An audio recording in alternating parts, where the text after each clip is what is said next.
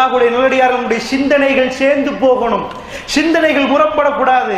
ரசூலுல்லாஹி ஸல்லல்லாஹு அலைஹி வஸல்லம் உடைய சபையில் அபூ தல்ஹா ரலியல்லாஹு அன்ஹு இருக்கிறாங்க. அல்லாஹ்வுடைய நல்லடியார்களே, அபூ தல்ஹா ரலியல்லாஹு அன்ஹா யார்? அவருடைய மனைவி யார்? உம்மு சுலைம் ரலியல்லாஹு அன்ஹா. உம்மு சுலைம் ரலியல்லாஹு அன்ஹாவுடைய கணவர் அபூ சுலைம் அவர் மௌத்தாகிட்டார். நிறைய பேர் உம்மு சுலைம் ரலியல்லாஹு அன்ஹா அவர்களுக்கு வந்து நான் உங்களுக்கு வாழ்க்கை தருகிறேன் கேட்கிறாங்க ஆண்கள்.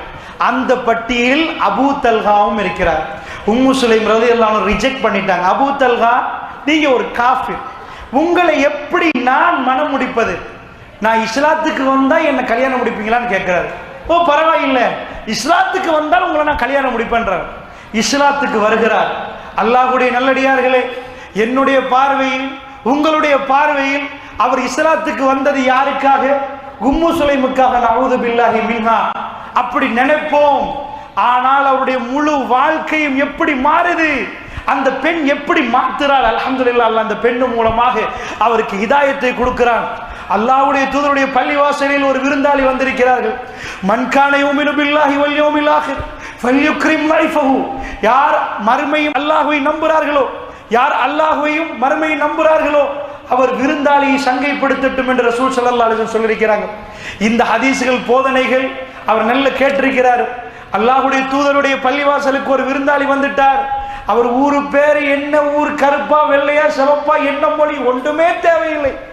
அப்படி பார்க்காத ஒரு கூட்டம் இந்த உலகத்தில் வாழ்ந்ததாக இருந்தால் அது இந்த மண்ணில் தான். அல்லாஹ்வுடைய நல்லடியார்களே, மக்காவில் இருந்து மதீனாவுக்கு போறவர்கள் யார், என்ன உறவு, எப்படிப்பட்டவர்கள், என்ன குலத்தவர்கள், யார் எது ஒன்றுமில்லாமல் சொத்தில் பாதி கொடுத்ததாக இருந்தால் தன்னுடைய சொந்த நாண தம்பிமார்களுக்குள் ஒரு பர்ச்சேஸ் காணி, அதாவது ஒரு 1000 ரூபாய்களை கொடுக்க மாட்டார்கள்.